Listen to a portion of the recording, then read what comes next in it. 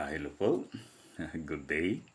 A few days ago, mayroon tayong napanood na vlog na sinasabi daw ng isa sa mga former official ng Central Bank ay kapag i-release yung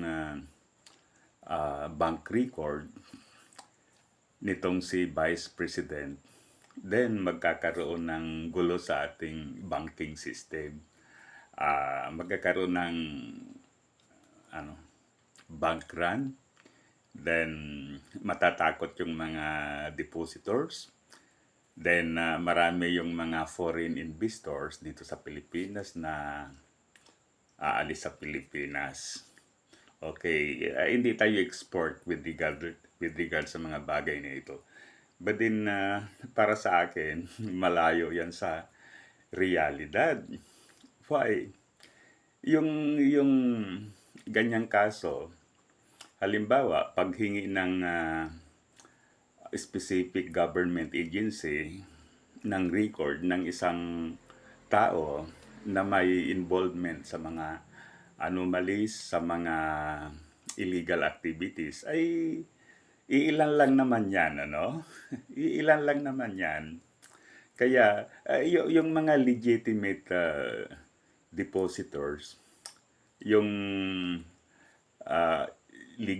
legal naman ang kanilang activities, then wala silang ikatakot. Ngunit yung mga tao na involved sa mga anomalya like dito sa flood control project, dito sa pagnanakaw, sa intelligence fund, etc. etc. Then talagang pag ikaw ay involved yan, dapat kang matakot. Kasi baka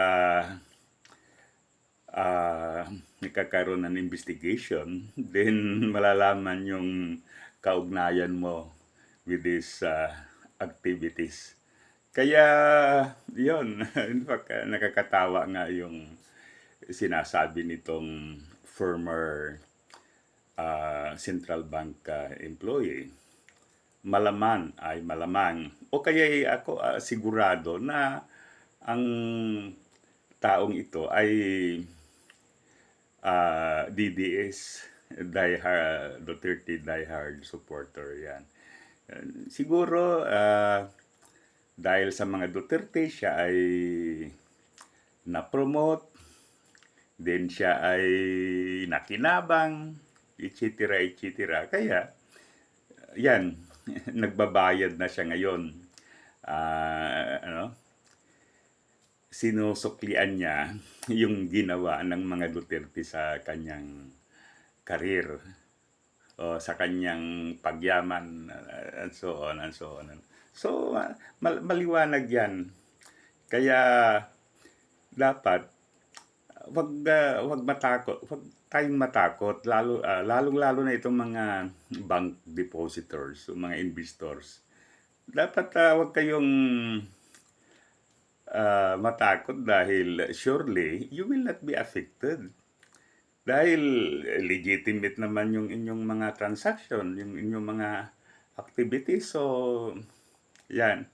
Ngayon, siguro ang purpose nito ay para, yan nga, nananakot itong former central bank official para mapigilan yung impeachment. Pero para sa akin, bilang isang Pilipino, dapat ituloy ang impeachment na yan. Dapat wala nang maraming drama-drama. Wala nang whatever maneuver o whatever technique para mapigilan yan, ano? Tama na yung mga drama-drama. Sinasabi naman ng mga kampo ng mga Duterte, particularly itong si Vice President, na hindi siya involved sa mga whatever anomalies, whatever illegal activities. So, there is no need for her to stop that impeachment trial. In fact, ako'y naniniwala na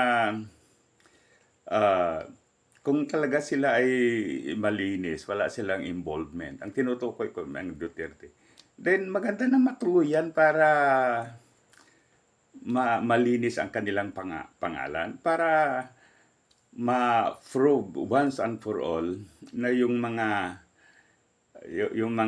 narinig natin noong Quadcom hearings ay hindi totoo. In that case, babango ang pangalan ng mga Duterte. Ngunit bakit as if lahat ng mga paraan ay ginagawa nila para hindi matuloy itong impeachment? Yan ang question. But the bottom line is sa Pilipino, gusto ko matuloy yung impeachment para magkaalaman na. Yan dapat ang kwan natin, ano? Wala tayong talagang prejudgment with regards to that.